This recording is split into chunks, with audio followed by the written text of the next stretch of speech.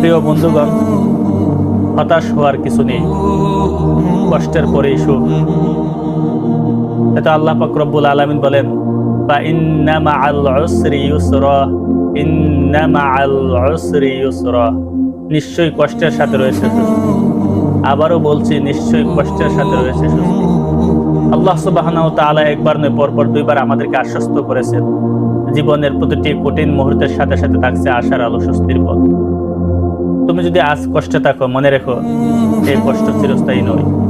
এটা একটা ধৈর্যের পরীক্ষা, যার পরে আসে প্রশান্তি, রহমত আর সুখের সুবাস। তাই কাউকে বই নয়, বরং আল্লাহ তাআলার উপর ভরসা রেখে সামনে এগিয়ে যাও।